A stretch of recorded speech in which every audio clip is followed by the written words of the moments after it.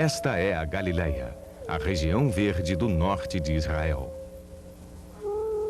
Hoje ela é uma terra rica e fértil, como era há cerca de 2000 anos, na época em que ali Jesus morou e pregou. A vida de Jesus foi breve, pouco mais de 30 anos, mas foi uma vida tão plena de sentido que ainda hoje é um referencial pelo qual medimos o tempo. Tudo o que sabemos sobre a vida de Jesus baseia-se nas escrituras inspiradas de 4 homens: Mateus, Marcos, Lucas e João. Todos eles escreveram muitos anos após a morte de Jesus. Artistas, em muito distantes do seu tempo, são os que nos deixaram as únicas imagens que temos de Jesus. Nenhum deles sabia como Jesus se parecia. Nenhum contemporâneo de Jesus pintou o seu retrato ou descreveu como ele era. Vou te mostrar as vantagens do meu IPTV. Dá uma olhada só. Para começar, funciona na TV, TV Box, funciona no celular Android. E não se preocupa não, também funciona no iPhone. Vai funcionar também no seu computador ou notebook. Todos os canais Telecine liberados. Canais Premiere, a mesma coisa. Tudo liberado. Canais abertos, canais fechados. Adultos, opcional. Se tu pedir pro teu suporte tirar, ele tira. Tá, mas só tem canal? Não, cara, também tem filmes, inclusive filmes de lançamentos. Tudo muito bem dividido por categoria. E se você gosta de séries, nós também temos uma aba reservada só para séries. Inclusive, dá uma olhada nisso aqui. Você gosta de Netflix, Disney Plus, Amazon Prime, ou você prefere Globoplay ou Star+? É só você escolher. É literalmente escolher o que você quer, escolher o episódio e clicar para assistir. A reprodução vai começar e a qualidade não vai te deixar na mão. Deu para entender? Se você tiver um celular, computador, notebook, qualquer coisa, e tiver esse serviço, você vai poder levar sua televisão para onde você quiser, no bolso, literalmente. E, portanto, nossas mentes encontram-se cheias de imagens que nos contam mais sobre a vida e a época dos pintores, escultores e cineastas que as criaram do que sobre o próprio Jesus.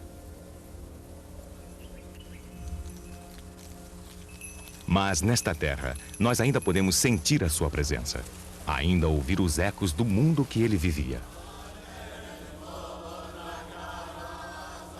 Alguns desses ecos ressoam na vida cotidiana dos trabalhadores que vivem nesta terra agora. Muitos dos quais ainda observam um modo de vida bastante semelhante com a vida na época de Jesus.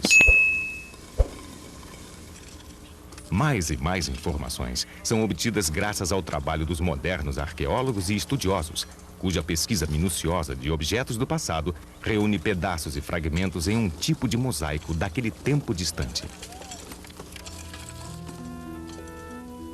Tudo isso nos ajuda a voltar o nosso olhar para o mundo em que Jesus viveu.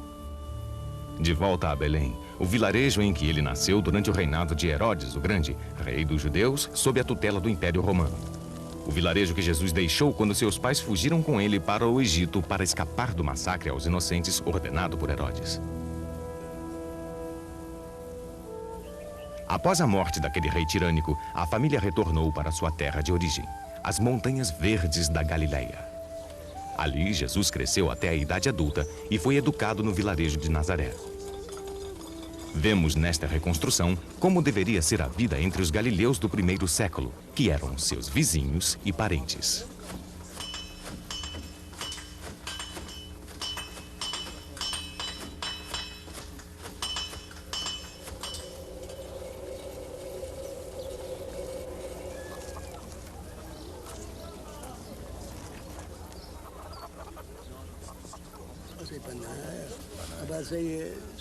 Naquele tempo, um enorme abismo cultural dividia o povo judeu dos seus governantes romanos. Embora fosse judeu, o rei Herodes se identificava mais com a cultura helenística do Império Romano. Seu programa de construções, inspirado pela arquitetura grega e romana, transformou as cidades daquela terra. Tais ideias forasteiras ofendiam a população judaica. Após a morte de Herodes, espalhou-se uma indignação quando Roma dividiu a terra prometida em 3 partes. 2 delas, ao norte e ao leste, passaram a ser governadas pelos filhos de Herodes, não como reis, e sim como tetrarcas, ou seja, governadores locais. Para o terceiro filho foi dada a Samaria e a Judeia, mas quando Jesus já era adulto, estas regiões já estavam sob o domínio direto de Roma. Assim, o Templo de Jerusalém, o centro da consciência religiosa judaica, encontrava-se sob o domínio romano.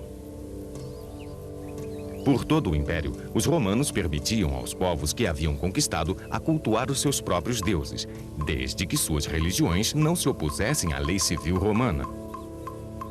E em todas as terras que os romanos ocupavam, construíam-se também templos e erigiam-se estátuas em louvor aos deuses romanos. Na maioria dos lugares, isso não causava nenhum problema. Tal como os romanos, a maioria das pessoas cultuava muitos deuses e não se opunha aos deuses dos outros. Mas o primeiro mandamento do Deus único cultuado pelos judeus era: não terás nenhum outro Deus além de mim. Para muitos judeus, isso significava que o domínio romano era intolerável. Focos de rebelião espalharam-se por toda a parte. As represálias por parte dos romanos eram sangrentas e duras. Milhares de rebeldes judeus foram crucificados nos anos em que Jesus crescia e outros milhares seguiam, preferindo morrer a esquecer o Deus dos seus predecessores.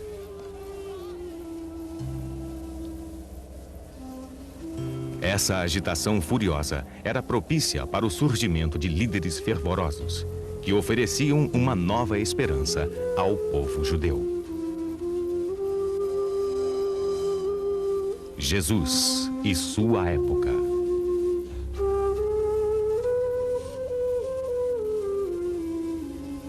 No meio do povo.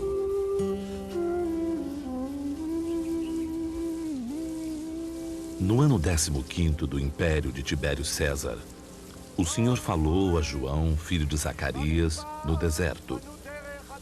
E ele foi por toda a terra do Jordão, pregando o batismo de penitência para a remissão dos pecados.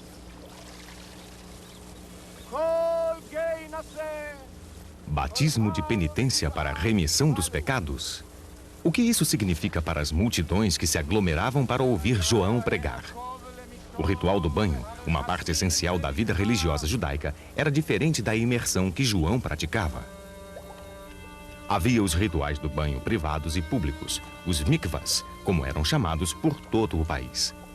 Aproximadamente 70 deles se realizavam do lado de fora da entrada do templo, em Jerusalém.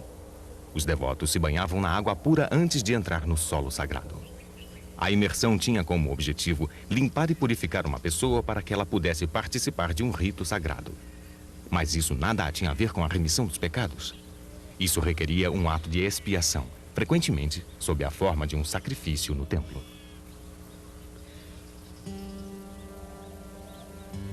Aqui em Massada, nas ruínas desta majestosa fortaleza no alto da colina, vemos um mikvah construído para atender às especificações religiosas.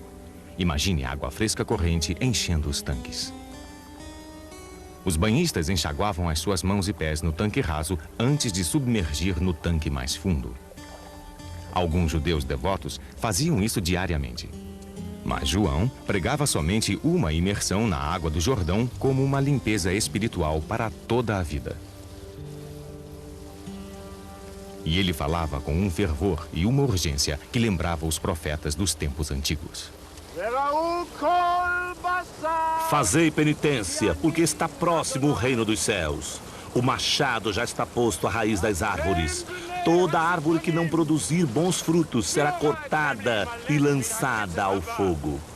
Eu, na verdade, batizo-vos em água, mas virá um mais forte do que eu, a quem eu não sou digno de desatar a correia das sandálias. Ele vos batizará no Espírito Santo e em fogo. Tomará na sua mão a pá, limpará a sua eira e recolherá o trigo ao celeiro. As palhas, porém, queimá-las num fogo inextinguível. As palavras de João foram interpretadas como a descrição de um Messias. E se o Messias, por tanto tempo aguardado, fazia-se necessário, o momento era este. Por quase um século, a terra prometida estava sob o domínio romano. Soldados estrangeiros patrulhavam o país. Uma fortaleza militar, a Antônia, controlava Jerusalém. Pôncio Pilatos, o atual governador romano da Judéia e da Samaria, tinha desprezo por seus súditos judeus e era ainda mais bruto do que os seus antecessores. Os judeus que resistiam ao regime férreo de Roma eram crucificados. Nenhum poder humano parecia ser capaz de devolver a terra ao seu povo. Muitos judeus se agarraram firmemente à esperança de um Messias, o enviado por Deus para libertar o povo judaico. Mas quem ou o que poderia ser este Messias? Cada pessoa que esperava e acreditava nutria uma visão particular, que era guardada em silêncio no seu próprio coração ou anunciada publicamente. Algumas pessoas acreditavam que o próprio João fosse o Messias. Algumas sonhavam com um rei guerreiro, um novo rei Davi, que os tiraria da opressão selvagem de uma vez por todas. Outras previam um sagrado sacerdote que recuperaria a fé de Moisés em toda a sua pureza. E alguns esperavam que o próprio Deus simplesmente eliminasse o mundo existente e criasse um outro, um mundo de justiça e paz universal. Naquela época, o judaísmo estava dividido em diversas facções.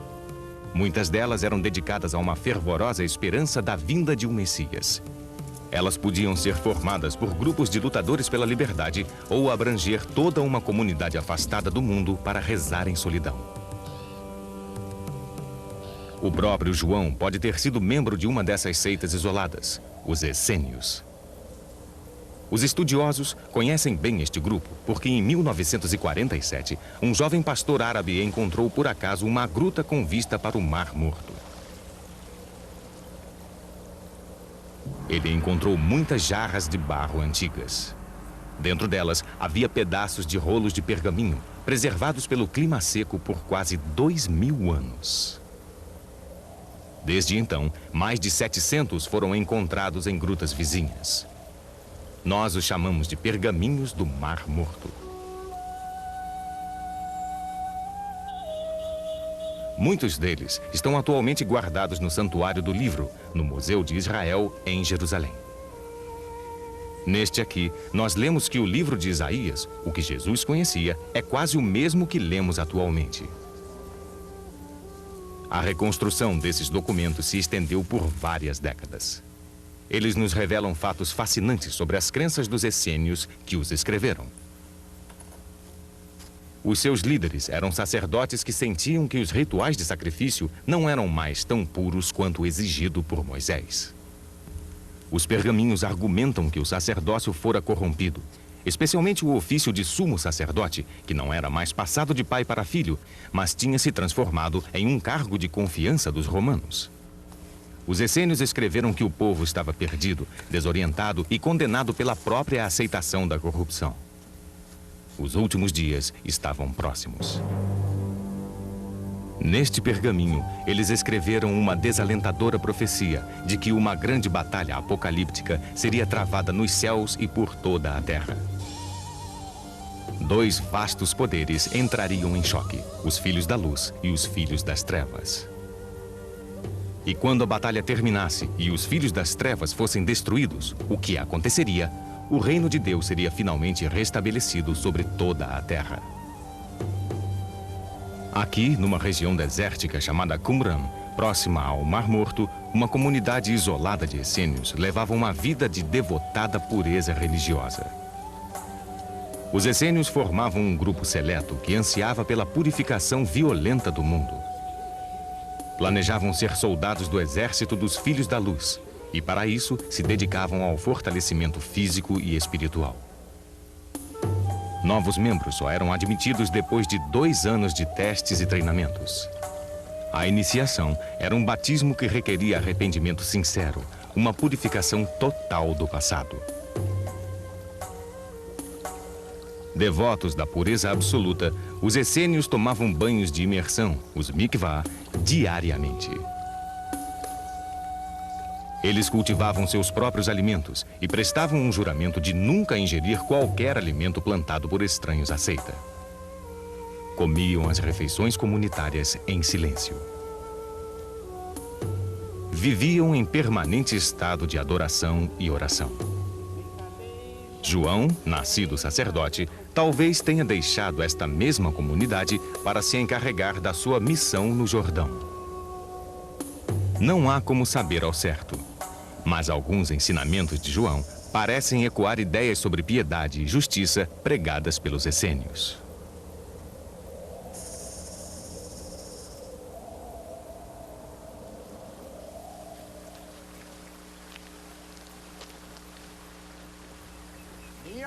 As multidões interrogavam-no, dizendo: que devemos, pois, fazer?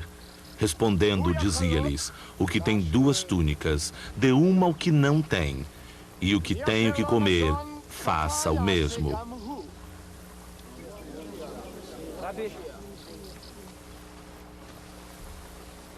Também publicanos foram para ser batizados e perguntaram-lhe: mestre, que devemos fazer?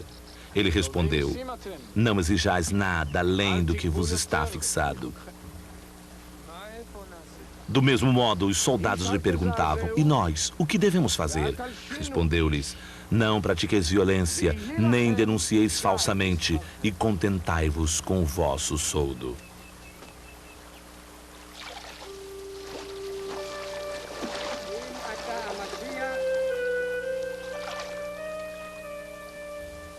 Mas nada que sabemos sobre as práticas dos essênios se compara ao modo como João chegava perto das pessoas e batizava aquelas que iam até ele. E certamente nada se compara à sua predição sobre aquele que viria depois dele.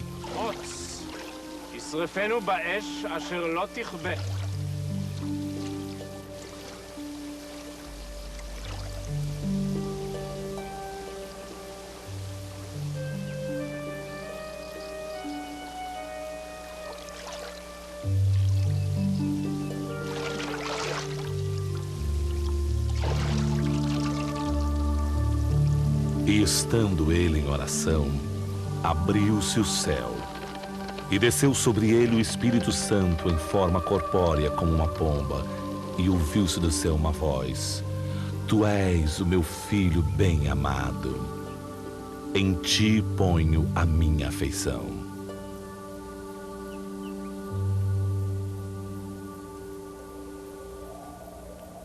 Este é o deserto da Judeia, onde Jesus ficou 40 dias depois do seu batismo.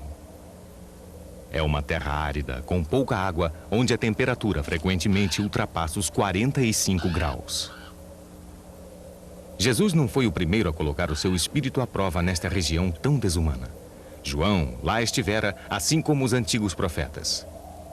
Qual o lugar melhor para se libertar das preocupações mundanas, para enfrentar o mal e resistir às tentações de Satã?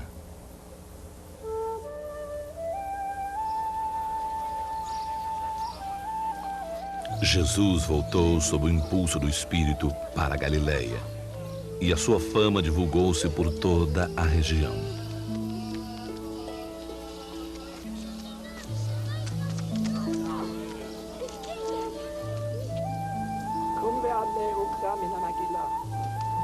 Ele ensinava nas sinagogas e era aclamado por todos. Jesus começou a pregar. Não como João, não como uma voz pregando sobre a vastidão de fúria que viria. Na sinagoga, Jesus lia passagens das Escrituras, a lei de Moisés e os livros dos profetas. Então, na tradição consagrada pelo templo, Jesus comentava as passagens que havia lido, interpretando-as como faziam os escribas e fariseus. Fariseus. Como soa agressiva essa palavra aos nossos ouvidos. Lembramos que Jesus mais tarde chamaria alguns fariseus de hipócritas. Mas, na verdade, quem eram eles? Os fariseus eram uma espécie de fraternidade de homens devotos e piedosos. Sem dúvida, eles formavam o grupo religioso mais popular e influente daquela época. Eles conquistaram essa liderança através de uma devoção pura a Deus e à sua lei, e também porque eles trabalhavam junto ao povo, mostrando-lhe como as leis de Deus pertenciam tanto às pessoas comuns quanto aos sacerdotes do templo. Qualquer homem, bem nascido ou não, podia se tornar fariseu. Dependia apenas do seu aprendizado e sabedoria. Os fariseus viam Israel como uma nação sagrada e viviam com a mesma pureza de devoção que a lei exigia dos sacerdotes do templo. Para isto, era preciso ter uma nova e mais profunda compreensão da Torá, o conjunto dos primeiros 5 livros do Antigo Testamento. Como estes pesquisadores modernos, os fariseus estudavam as leis e discutiam o seu significado. Mas estes homens também estudam livros que foram escritos muito tempo depois dos ensinamentos dos fariseus. Os fariseus lidavam com um código oral complexo, conhecido como a lei oral. Os livros que estes homens estudam atualmente, a Mishnah e o Talmud, se originam na luta empreendida pelos fariseus para aplicar as leis antigas da Torá na realidade mutável da vida cotidiana. Já faz mais de 1000 anos que Moisés deu as leis aos antigos israelitas, um grupo de andarilhos do deserto. Desde então, eles se assentaram na terra prometida e estabeleceram um reino. Os vilarejos cresceram, foram construídas cidades e o comércio prosperou. As leis tinham que ser frequentemente interpretadas à medida que novas formas de vida as colocavam à prova. Estas interpretações se tornaram a base da lei oral. Foi uma desgraça que deu à lei oral uma importância vital. 6 séculos antes, os babilônios, sob o comando do rei Nabucodonosor, haviam conquistado Jerusalém e destruído o templo. Foi com o início da dispersão dos judeus, conhecida como diáspora. Milhares foram deportados, outros fugiram do país e estabeleceram assentamentos por todas as partes do mundo conhecido. Isto se repetiu por séculos. Novos conquistadores surgiam e novas gerações de judeus eram levados ao exílio. Eles construíram comunidades no Egito, Grécia, Itália, Ásia Menor e outros locais. No tempo de Jesus, havia mais judeus pelo mundo do que na Palestina. Eles viviam como estrangeiros em terras estrangeiras, onde deuses pagãos com nomes desconhecidos eram cultuados. Mas os judeus mantiveram a sua fé no seu único Deus. Construíram locais de encontro, as sinagogas, e elegeram líderes, em geral escribas, que podiam ler e escrever. Na Palestina também foram construídas sinagogas. Na época de Jesus, havia centenas delas, embora não haja nenhuma remanescente. Estas são ruínas de uma sinagoga construída no norte de Israel, aproximadamente 2 séculos depois da sua morte. A sinagoga era o centro da vida judaica. Um local de oração, de estudo da Torá e onde as crianças podiam aprender as Escrituras. Nas sextas-feiras, ao pôr do sol, quando se inicia o Shabat, até ao pôr do sol do sábado, a comunidade se reúne para ouvir as leituras da Torá, dos profetas e dos salmos. Assim, os judeus são mais uma vez lembrados da história do seu povo e da lei na qual ela se baseia. E as pessoas escutavam as interpretações que os escribas davam ao significado das leis e eram ajudadas a aplicá-las na sua vida diária. Os escribas debatiam e discutiam as interpretações entre si, e destas discussões, as leis orais iam se incrementando. Era por causa destas leis orais, fortemente arraigadas na Torá, que os fariseus mantinham a sua fraternidade de refeições comunitárias e trocavam intensos debates. Muito tempo depois de Jesus, estas leis orais foram escritas. Elas formam a base da Mishnah e do Talmud atuais, partes essenciais do judaísmo moderno. De quando em quando aparecia um grande professor, um fariseu que trazia novas percepções às questões há muito tempo debatidas. Em torno destes homens, formaram-se várias escolas de pensamento. Um desses professores, chamado Hillel, era do tempo em que Jesus crescia. Hillel era um homem gentil e paciente. Esta grande menorá, do lado de fora do edifício do parlamento de Israel, inclui a ilustração de uma história famosa sobre ele. Alguém, em tom de escárnio, pediu ao velho Hillel que desse uma explicação sobre a Torá, num espaço de tempo tão curto quanto que ele pudesse permanecer de pé, apoiado em apenas uma perna. E Hillel respondeu ao homem: "Não faça, outrem, o que não queres que te façam. Isto é tudo o que diz a Torá. Tudo mais é comentário. Agora vá e aprenda." Jesus fez a sua própria interpretação do mesmo pensamento. Tudo o que vós quereis que os homens vos façam, fazei-o também vós a eles. Era um ensinamento bem conhecido naquela época. Estava Jesus, então, destinado a ser um dos grandes eruditos fariseus? Muitos devem assim tê-lo visto. São Lucas nos diz que o seu ensinamento era glorificado por todos. Mas Jesus escolheu um outro caminho. Jesus manteve-se um judeu observante por toda a sua vida. Quando rezava, ele usava 2 pequenas caixas, chamadas tefilim ou filactérios. Uma na sua testa, perto da fonte do pensamento, e outra no seu braço esquerdo, perto do coração, como ordenara Moisés. Cada uma das caixas continha as palavras mais sagradas do judaísmo.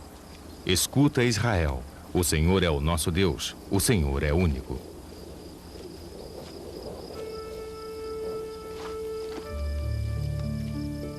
Mas Jesus não ficou para ensinar nas sinagogas. Ele partiu em um sacerdócio itinerante, diferentemente dos outros daquela época que conhecemos. Caminhando Jesus ao longo do mar da Galileia, viu 2 irmãos, Simão e André, que lançavam a rede ao mar, pois eram pescadores.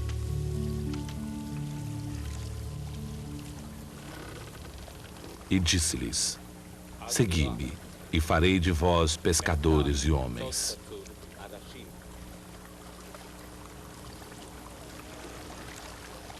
Atualmente, no Mar da Galileia, os pescadores ainda jogam as suas redes como o faziam Simão e André há 2000 anos. Pouco mudou. Os seus barcos agora têm motor, mas a sua forma rasa e as suas amplas laterais são quase idênticas aos barcos da época de Jesus. Eles eram chamados barcos galileus. Os pescadores preparam as suas redes na costa e logo estão na água, jogando-as com a mão.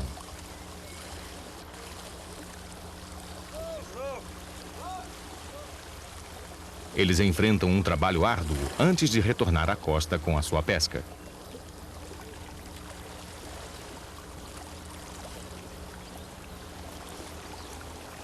O peixe mais comum neste mar de água fresca é chamado de peixe de São Pedro.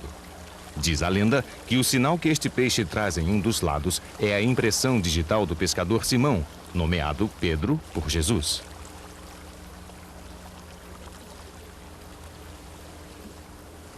Muitos mestres não escolheriam para discípulos homens como esses, cujas vidas eram marcadas por um trabalho tão opressivo.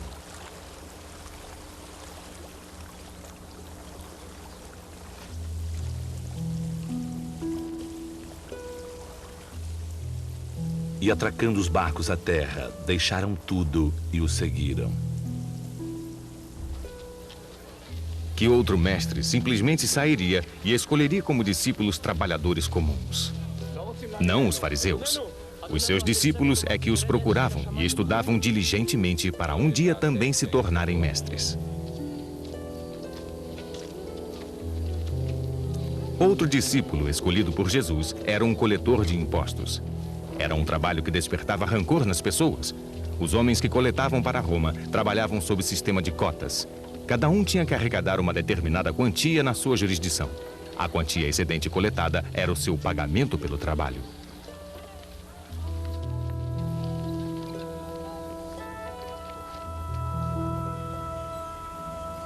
O dinheiro arrecadado com os altos impostos era usado na manutenção das tropas de ocupação, na construção de palácios, fortalezas, estradas e aquedutos, anfiteatros e arenas de jogos e combates. No financiamento de novas cidades onde judeus devotos não tinham lugar. Ou era diretamente enviado para o tesouro imperial em Roma. E os coletores de impostos nem mesmo eram romanos, mas companheiros judeus. É de admirar que Jesus tenha sido insultado por se associar a coletores de impostos?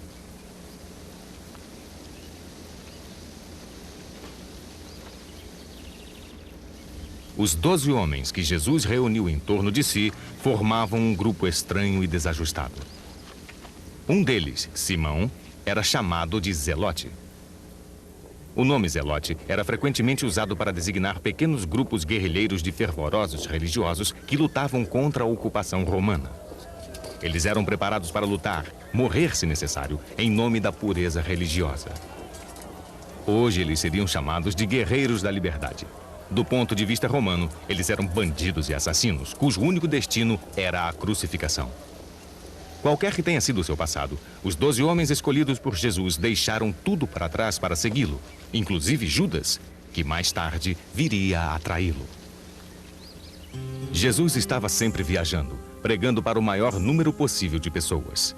Saindo de Cafarnaum, ele visitou cada uma das cidades da Galileia, dando ensinamentos diretos, simples e cheios de esperança. Aos poucos, se encaminhou para o sul, passando por toda a Samaria em direção a Jerusalém e Judéia. Muitas vezes, seus ensinamentos eram dados na forma de parábolas, como a história do bom samaritano. Uma parábola familiar que tem sido contada e recontada, cuja lição fundamental permanece clara. Mas poucos atualmente compreendem o real significado que ela tinha para as pessoas daquela época. Um homem havia sido roubado e espancado e abandonado para morrer. Um sacerdote passou por ele, como também um levita, um empregado do templo. As pessoas que ouviam Jesus sabiam que se um homem estivesse morto e um sacerdote ou um levita o tivessem tocado, teriam que se submeter a uma intensa purificação durante uma semana antes de voltar às suas tarefas. Um samaritano, livre destas exigências, ajudou e cuidou do homem. O que Jesus queria dizer era de uma clareza cristalina. Seguir literalmente a lei, ao invés do seu propósito, poderia impedir simples atos de bondade e humanidade. Havia ainda outra ironia. Era difícil aceitar a ideia de um bom samaritano. Mesmo sendo vizinhos, judeus e samaritanos eram inimigos de longa data. Eles nutriam sérias discordâncias quanto à obediência à lei de Moisés. Atualmente, o sumo sacerdote dos samaritanos tem sob seu cuidado apenas 600 almas que permaneceram do grupo outrora expressivo. Eles praticam a sua religião como o faziam os samaritanos do tempo de Jesus. Cultuam apenas um Deus e veneram a lei de Moisés. Esta Torá, escrita em hebreu antigo, tem aproximadamente 1.300 anos. Mas os samaritanos nunca aceitaram as palavras dos profetas ou quaisquer ensinamentos vindos das leis orais. Eles desprezavam o extraordinário movimento intelectual e espiritual que formou o judaísmo antes e depois da época de Jesus. O sumo sacerdote dos samaritanos é o último em uma sucessão ininterrupta que se estende até 2.500 anos atrás. Como o povo judeu, os samaritanos, durante o Sabá, também leem o Torá. Eles também compartilham diversos feriados com os judeus, inclusive a Páscoa. Os seus filhos aprendem as histórias de Abraão, Isaac, Jacó, Moisés e orações que são surpreendentemente semelhantes às do judaísmo. Mas os samaritanos desprezam a reverência dos judeus pelo Templo de Jerusalém. Para eles, o local considerado o mais sagrado é o Monte Garizim, onde a comunidade atualmente vive. Aqui, dizem eles, Moisés recebeu as tábuas da lei e Abraão preparou o sacrifício para seu filho Isaac. Construir um templo era para eles um ato abominável. Eles ainda fazem sacrifícios ao ar livre. No tempo de Jesus, um judeu em Samaria corria o risco de ser atacado. E o mesmo podia acontecer com um samaritano que fosse a Judéia. Mesmo assim, Jesus viajou e pregou nos dois lugares.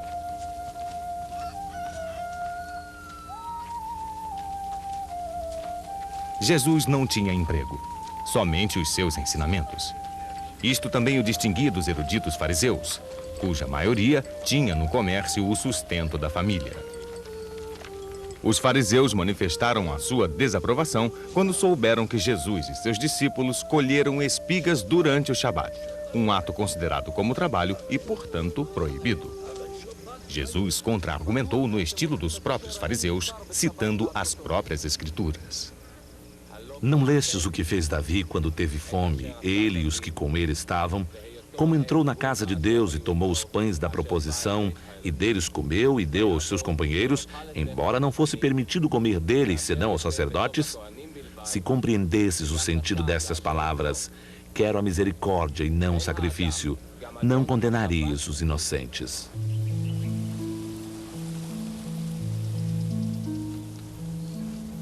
Jesus dirigia-se aos pobres, humildes, comerciantes e trabalhadores rurais. Pessoas como as que convivera na sua infância e juventude. E ele usava uma linguagem familiar a essas pessoas. Saiu o semeador a semear. Enquanto lançava a semente, uma parte caiu à beira do caminho, e vieram as aves do céu e a comeram. Outra parte caiu no pedregulho, onde não havia muita terra. O grão germinou logo, porque a terra não era profunda. Mas assim que o sol despontou, queimou-se, e como não tivesse raiz, secou. Outra parte caiu entre os espinhos. Esses cresceram, sufocaram-na, e o grão não deu frutos. Outra caiu em terra boa e deu fruto. Tendo crescido, produziu fruto 100 por 1. Como no tempo de Jesus, ainda hoje nas colinas da Terra Santa, as pessoas trabalham muito para que os seus campos e jardins sejam produtivos. Estes são fazendeiros que moram e trabalham no mundo atual. Mas da mesma forma que as pessoas para as quais Jesus se dirigia, elas usam animais e não máquinas para puxar o seu arado. O próprio arado é igual ao de 2000 anos atrás. Quando Jesus explicava as suas parábolas a pessoas como essas, pessoas que plantavam trigo e cevada para comer, linho para fazer roupas, elas entendiam, pois ele falava sobre o trabalho que era a sua vida. Eis o sentido da parábola. A semente é a palavra de Deus. Os que estão ao longo do caminho são aqueles que a ouvem, mas depois vem o demônio e tira a palavra do seu coração para que não se salvem crendo. Aqueles que semeiam sobre pedregulho são os que recebem com gosto a palavra, quando a ouviram, mas não têm raízes. Até certo tempo creem, mas no tempo da tentação voltam atrás. E a que caiu entre os espinhos representa aqueles que ouviram a palavra, porém indo por diante ficam sufocados pelos cuidados e pelas riquezas e deleites desta vida e não dão fruto. Porém a que caiu em boa terra representa aqueles que ouvindo a palavra, com um coração bom e perfeito, a retém e dão fruto pela perseverança. Todos os ensinamentos são dados em termos tão práticos e realistas, pois Jesus oferecia uma nova esperança para os pobres e os oprimidos. Vinde a mim todos os que estão fatigados e carregados, e vos aliviarei. Tomai sobre vós o meu jugo, e aprendei de mim que sou manso e humilde de coração, e achareis descanso para as vossas almas, porque o meu jugo é suave e o meu peso leve. O reino de Deus é como um homem que lança a semente à terra e que dorme e se levanta noite e dia, e a semente brota e cresce sem ele saber como, porque a terra por si mesma produz primeiramente a erva, depois a espiga, e quando o fruto está maduro, mete logo a foice, porque está chegando o tempo da ceifa.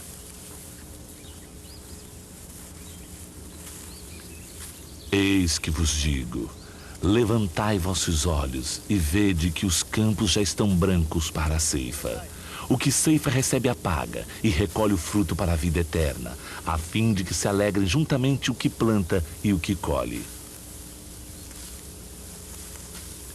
Deixai vir a mim as criancinhas, não as impeçais, pois dos que são como elas é o reino de Deus.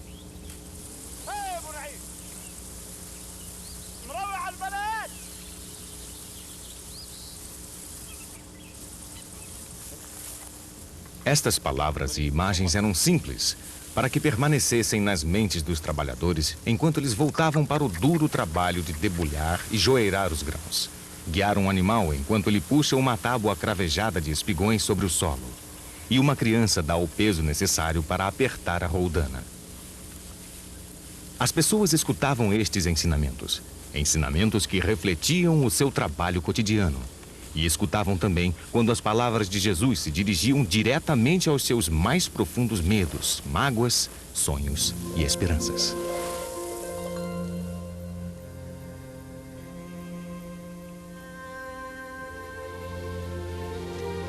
Bem-aventurados os pobres de espírito, porque deles é o reino dos céus.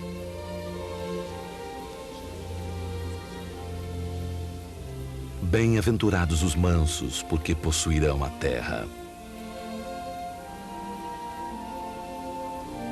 Bem-aventurados os que choram, porque serão consolados. Bem-aventurados os que têm fome e sede de justiça, porque serão saciados.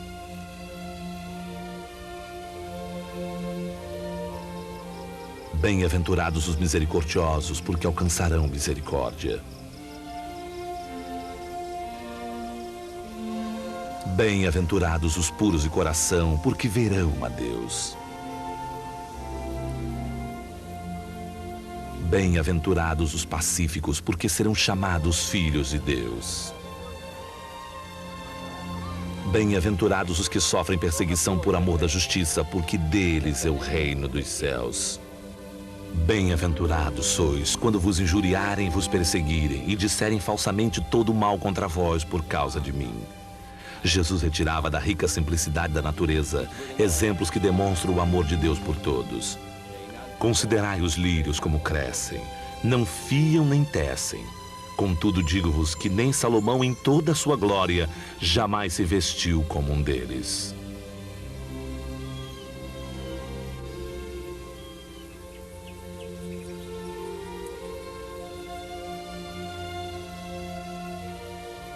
Amai os vossos inimigos, rezai por aqueles que vos perseguem. Assim vos mostrarei filhos do vosso Pai que está nos céus, que faz raiar o seu sol sobre os bons e os maus, e chover sobre os justos e os injustos.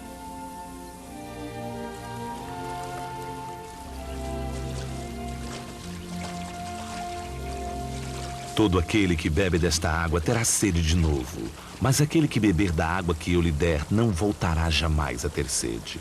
A água que eu lhe der transformar-se-á nele em fonte de água corrente até a vida eterna.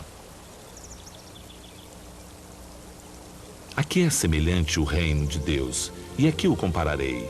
É semelhante ao grão de mostarda que, quando semeado, é a menor das sementes, mas depois de semeado cresce, torna-se maior que todas as hortaliças e estende de tal modo seus ramos que as aves do céu podem abrigar-se à sua sombra. Pois em verdade vos digo, se tiverdes fé do tamanho de um grão de mostarda, direis a este monte, transporta-te daqui para lá, e ele se transportará, e nada vos será impossível. Quem de vós, que tendo 100 ovelhas e perdendo uma delas, não deixa as 99 no deserto e vai em busca da que se havia perdido até encontrá-la? E depois de encontrá-la, põe-na nos ombros, cheio de júbilo. E voltando para casa, reúne os amigos e vizinhos, dizendo-lhes: regozijai-vos comigo, achei a minha ovelha que se havia perdido.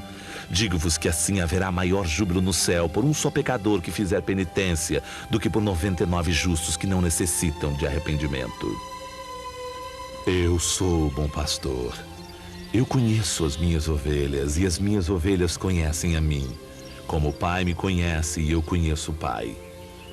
Dou a minha vida pelas minhas ovelhas. Falando das ovelhas ou das videiras nos campos, todas as suas palavras continham lições de amor. O ramo não pode dar fruto por si mesmo, se não permanecer na videira. Assim também vós não podeis tampouco dar frutos, se não permanecerdes em mim.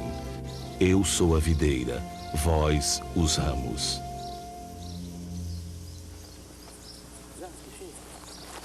Muitos dos que ouviam Jesus tinham vinhas que cresciam em meio aos jardins, espalhando-se sobre locais rochosos onde outros frutos não cresceriam. Outros trabalhavam nas vinhas dos ricos proprietários de terras. Eles colheriam a uva madura durante o verão. E depois banhariam alguns frutos em água quente, junto com um punhado de pó de madeira.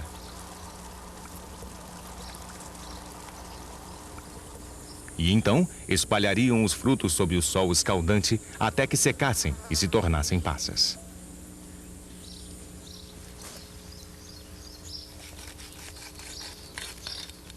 Mas a maior parte da safra era transformada em vinho.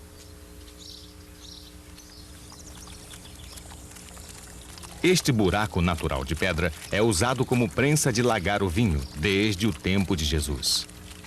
As pessoas ainda prensam as uvas nos pés descalços, como o faziam naquela época.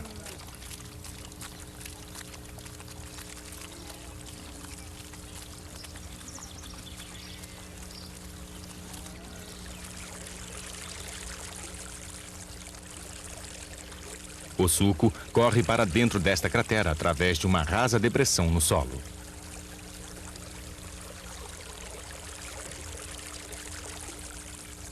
Os resíduos são peneirados por um pano antes que o suco comece a fermentar. O fecho deve ter uma pequena abertura para que os gases liberados durante a fermentação possam sair. Não se coloca vinho novo em odres velhos, pois do contrário se rompem os odres. O vinho se derrama e os odres se perdem. Mas põe-se vinho novo em odres novos e ambos se conservam. O vinho era parte integrante da vida de todos. Misturado com muita água, ele era a bebida tomada em todas as refeições, por crianças e adultos.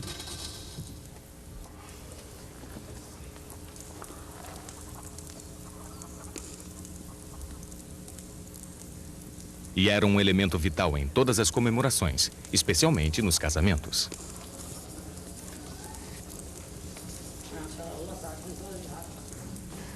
Atualmente, esses judeus iemenitas que moram em Israel observam a união de duas pessoas à maneira antiga, com comemorações e cerimônias que podem se estender por uma semana. No início da semana, as mulheres da família vestem a noiva com as roupas e joias tradicionais, objetos que passam de geração para geração. Depois, o casal recebe formalmente os desejos de boa sorte das suas famílias. Numa procissão à vela, as mulheres levam a noiva até o noivo.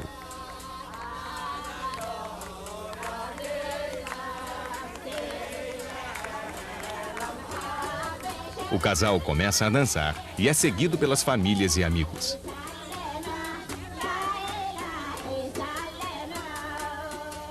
Seguindo um costume antigo, a avó da noiva faz uma mistura especial de folhas de rena selecionadas, destinada a dar ao casal um futuro pleno de sorte e saúde. Um a um, os presentes dão os seus votos de felicidade, colocando os dedos na mistura e passando-os nas palmas da mão do casal. O casamento em si era uma cerimônia mais simples. A noiva, com o véu, é conduzida pelas mulheres da sua família até o noivo.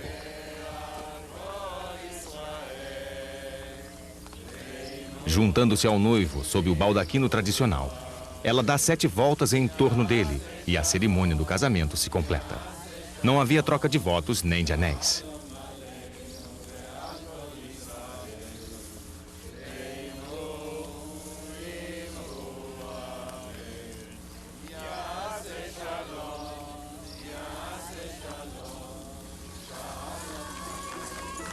Em seguida, a comemoração se inicia.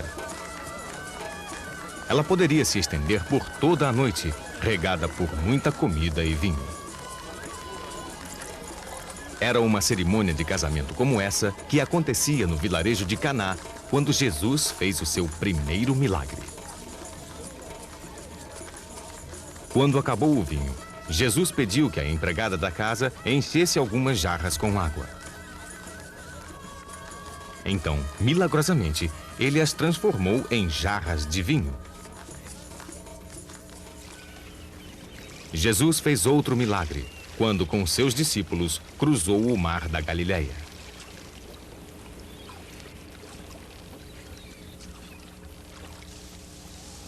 Jesus estava dormindo quando começou uma tempestade.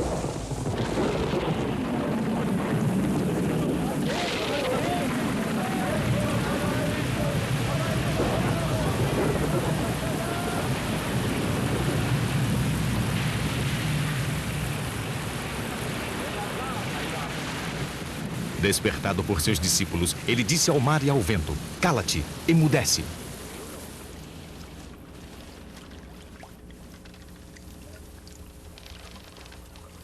Quem e o que era este homem? Em qualquer lugar que pregava, Jesus atraía multidões, 4, 5 mil pessoas de uma só vez. Mais e mais pessoas deixavam suas vidas para seguir Jesus, homens e mulheres. O poder de curar os doentes, os aleijados, os mutilados, os cegos, aumentava a sua crescente popularidade. Alguns fariseus faziam objeções às curas feitas por Jesus nos Shabats. E ele lhes perguntou: é permitido fazer o bem ou o mal no Shabat? Salvar uma vida ou matar?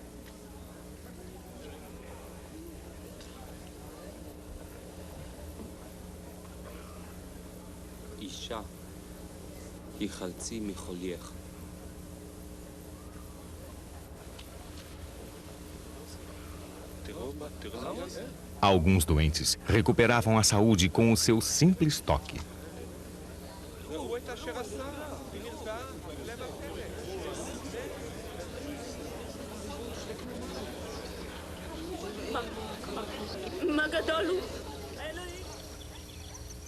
Os leprosos o procuravam para serem curados. Naqueles dias, qualquer enfermidade severa na pele era considerada lepra. Aqui, de novo, Jesus mostrava o seu respeito pelas leis antigas, estabelecidas no Levítico 13 e 14. Vai mostrar-te ao sacerdote e apresenta a oferta que Moisés prescreveu para lhe servir de testemunho.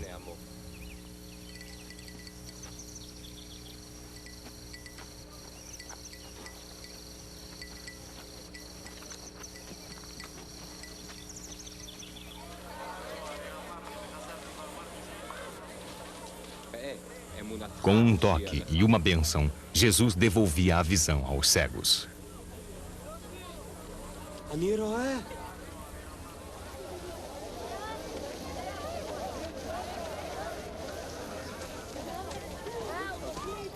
Também fazia curas, retirando os demônios ou espíritos malignos, considerados naquela época a causa de muitas doenças físicas e mentais.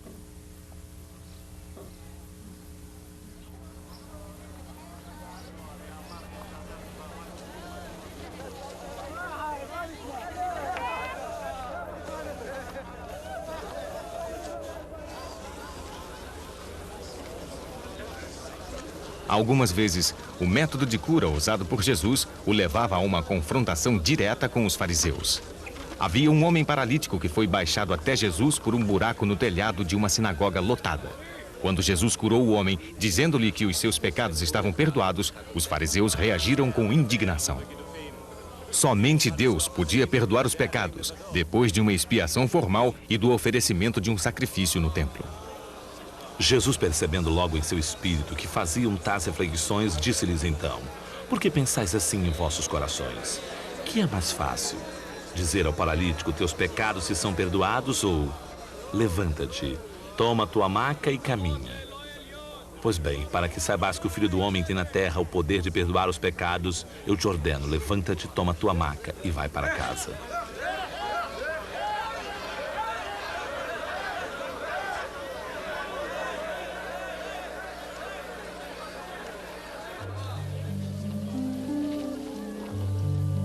A cura mais surpreendente de todas, no entanto, foram os momentos quando Jesus fez o milagre máximo: ressuscitar um morto.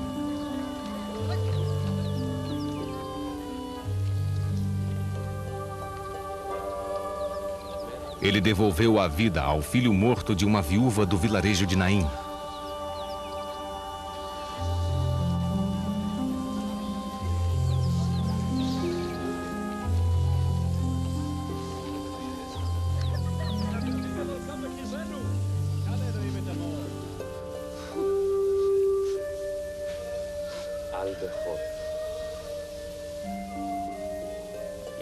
E ressuscitou a filha de um líder da sinagoga.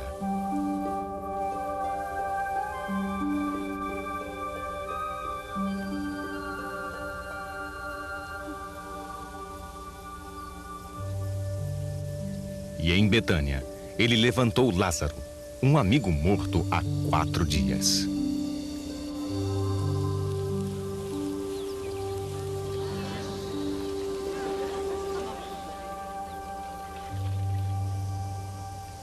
Enquanto Jesus viajava e pregava, conduzindo a vasta multidão que o seguia em direção ao destino que lhe aguardava em Jerusalém, um de seus discípulos lhe perguntou: como devemos rezar? Era uma pergunta sensata. Muitos mestres compunham as suas orações e as ensinavam aos seus seguidores. A oração ensinada por Jesus continua viva, inspirando as pessoas através dos tempos, em todas as terras e em todas as línguas do planeta. Pai nosso que estás no céu, santificado seja o vosso nome. Venha a nós o vosso reino, seja feita a vossa vontade, assim na terra como no céu. O pão nosso de cada dia nos dai hoje. Perdoai as nossas ofensas, assim como nós perdoamos a quem nos tem ofendido. Não nos deixeis cair em tentação, mas livrai-nos do mal. Amém.